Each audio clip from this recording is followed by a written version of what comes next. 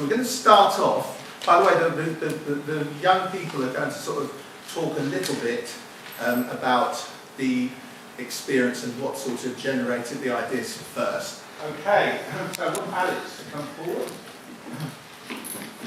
And there's going to be a lot of scene shifting while Alex comes and talks to me. Alex, move over there. Alex, can you come over here? So, Alex, his piece is all related to Down syndrome and inclusion, the different barriers and pathways that happen because of that. So, Alex, tell us a little bit about your life and some of your struggles. It's not easy living with Down syndrome because there's so much going in my head. But at the same time, I love life, and that's what I love being here. It allows me to be creative. It allows me to be who I am. And with these people who are behind me, there's nothing to be grateful. And what would you like to change, Alex, in the world if you had a chance? I'd love people to see who I am for who I am. There's no way that I wouldn't be here for one reason. So getting emotional because at the same time, as I said earlier, my mind is racing, and that's why. So Alex is going to say the rest of his stuff in his monologue. Okay, Alex, you ready? Mm-hmm.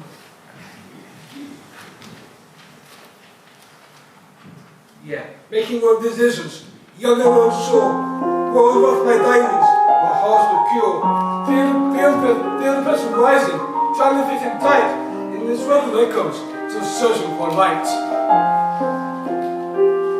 Got Down syndrome, still finding my way. Words through fingers, some things I can't say. Passion's my passion, but it don't pay the bills. Chicken's is my home, with a lot of fulfills. Seems like cause trouble, wasn't meant to be. Just chasing connection, but it was just for me. Once I try so hard to make them laugh, but when I'm alone, I feel deep in the past. 6 grams past, put a weight in my chest, tossing and turning, and rents get no rest. I know my thoughts get sharp as they should. Trying to make amends was harder than it could. Fronting like I'm tough, but it's just a disguise. Hiding the pain that still burns in my eyes. Talent surrounds me, but it's like in my mind.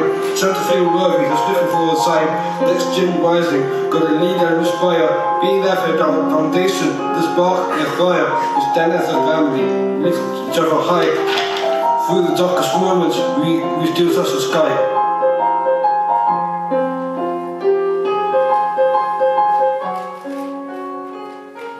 My story, raw, unfiltered, real. A young soul just learning how to heal. Chicken sat beside me, I found my way home. Through every storm, I know I'm never alone. I'm never alone! Well, every child should have the right to reach their own individual potential. We shouldn't be raising barriers and putting in ceilings. Let them show us how far they can reach.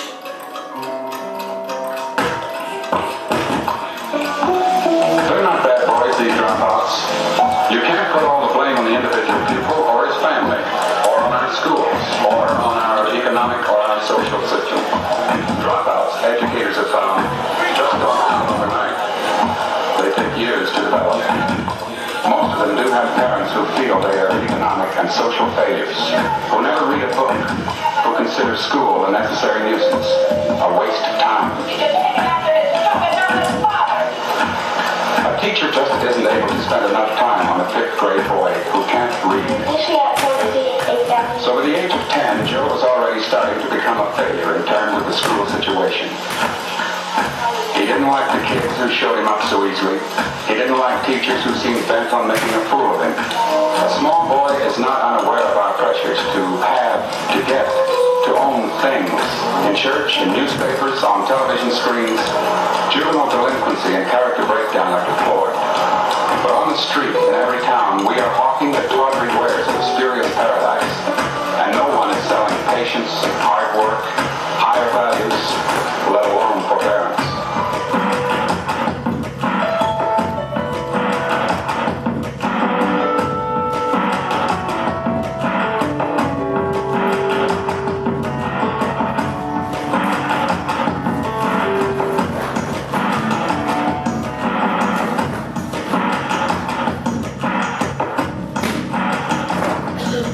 Dear Mrs. Edwards, the school is sorry to inform you that your son